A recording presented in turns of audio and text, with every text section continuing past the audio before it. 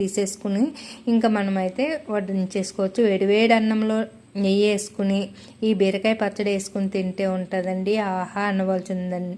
ఇంకెంతో టేస్టీగా ఉంటుంది.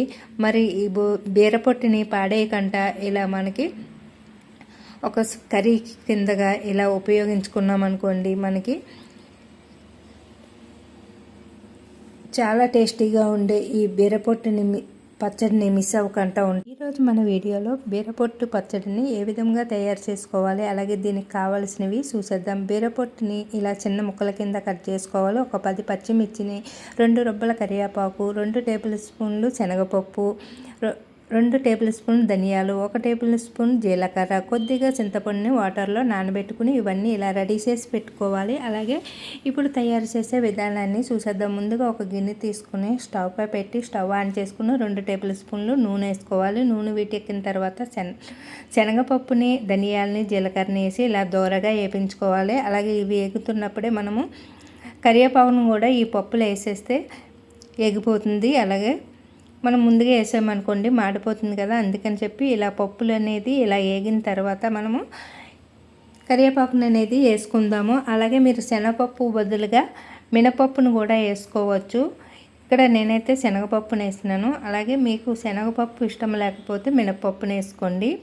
అలాగే కారాన్ని పచ్చిమిర్చికి బదులుగా ఎండుమిర్చి కూడా వేసుకోవచ్చు. ఎండుమిర్చి కూడా టేస్ట్ చాలా బాగుంటుంది. ఇప్పుడు ఇవన్నీ వేగిన తర్వాత ఒక ప్లేట్లోకి తీసేసుకుని మరి కాస్త నూనె అనేది వేసుకోవాలి. మళ్ళీ 2 టేబుల్ స్పూన్లు నూనె వేసుకున్న తర్వాత పచ్చిమిర్చిని దోరగా వేపించుకుందాము. చూడండి ఇక్కడ చూపిస్తున్న విధంగా. అలాగే మీకు పచ్చిమిర్చి టేస్ట్ ఇష్టం లేకపోతే ఎండుమిర్చిని వేసుకోవచ్చు. ఎండుమిర్చి కూడా చాలా టేస్టీగా ఉంటుంది, ఎండుమిర్చితో చేసిన పచ్చడి. అలాగే ఒక 4-5 రోజులు కూడా ఈ పచ్చడి అనేది నిల్వ ఉంటుంది. ఇంకా టేస్ట్ కూడా చాలా బాగుంటుంది. బీరకాయ నుంచి మనము పొట్టుని వేస్ట్గా పడేస్తూ ఉంటాం కదా, అలా పడేయకంటే ఇలా చేసుకున్నాం అనుకోండి హెల్త్కి కూడా చాలా మంచిది.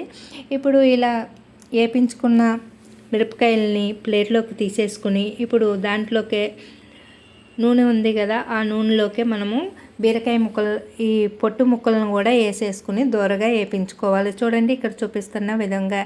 ఇంకా నూనె అనేది పడదు, మనం ముందుగానే మిరపకాయలకు వేసుకున్న నూనె సరిపోతుంది. అలాగే చూడండి ఇక్కడ చూపిస్తున్న విధంగా దోరగా వేపించేసుకోవాలి. మనం ముందుగానే చింతపండుని నానబెట్టుకున్నాం కదా, కొద్దిగా వేసుకుంటే సరిపోతుంది.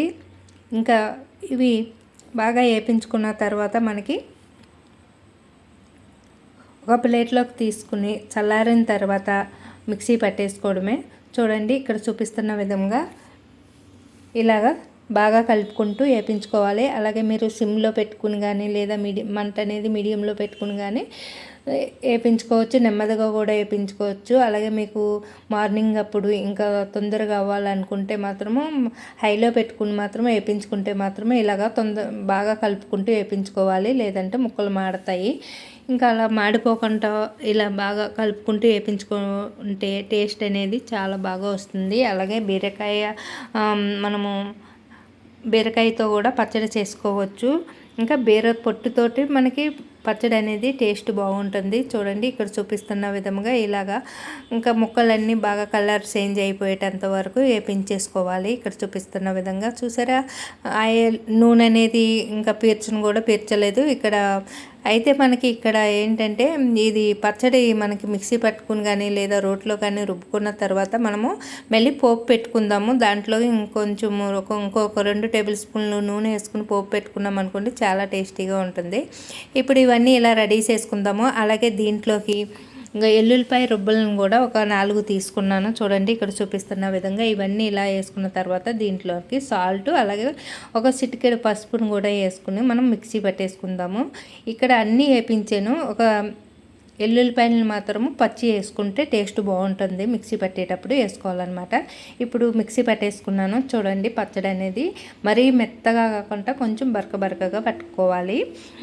చూడండి ఇక్కడ చూపిస్తున్న విధంగా. ఇప్పుడు పోపు దినుసులకి చూసేద్దాము. నేను 2 ఎండుమిర్చి, 1 టేబుల్ స్పూన్ ఆవాలు, 1 టేబుల్ స్పూన్ జీలకర్ర, 2 రొబ్బల కరివేపాకుని అయితే తీసుకున్నాను. ఇప్పుడు ముందుగానే మనం వేపించుకున్న దాంట్లోనే నూనె ఉంది కదా, ఇంకాస్త 2 టేబుల్ స్పూన్లు నూనె వేసుకుని ఇలాగా ఇప్పుడు పోపు దినుసులన్నీ వేసి దూరగా వేపించేసుకుని పచ్చడి అనేది పోపు పెట్టేసుకోవాలి. అంతేనండి, ఎంతో ఈజీగా చేసుకోవచ్చు ఈ పచ్చడి. అంతేకాదు జ్వరం వచ్చినప్పుడు, నోటికి ఏమి తినాలని అనిపించినప్పుడు ఈ పచ్చడి చేసుకున్నారనుకోండి, ఇందులో ధనియాలు కూడా వేసినాం కాబట్టి టేస్ట్ చాలా బాగుంటుంది. చూడండి ఇలాగా. ఇంకా ఇలాగ మనము పచ్చళ్ళకి ఎట్లకైనా సరే ఇలా లాస్ట్లో పోపు పెట్టుకున్నాం అనుకోండి, టేస్ట్ అయితే అదిరిపోతుంది. అంతేనండి, ఎంతో టేస్టీగా ఈజీగా తయారు చేసుకుండే ఈ బీరకాయ పచ్చడి అయితే రెడీ అయిపోయింది. ఇప్పుడు ఇలా పోపు పెట్టుకున్న తర్వాత ఒక గిన్నెలోకి తీసేసుకుని ఇంకా మనమైతే వడ్డించేసుకోవచ్చు. వేడివేడి అన్నంలో నెయ్యి వేసుకుని ఈ బీరకాయ పచ్చడి వేసుకుని తింటే ఉంటుందండి, ఆహా అనవలసిందండి. ఇంకెంతో టేస్టీగా ఉంటుంది. మరి ఈ బీరపొట్టుని పాడేయకుండా ఇలా మనకి ఒక కర్రీ కిందగా ఇలా ఉపయోగించుకున్నాం అనుకోండి, మనకి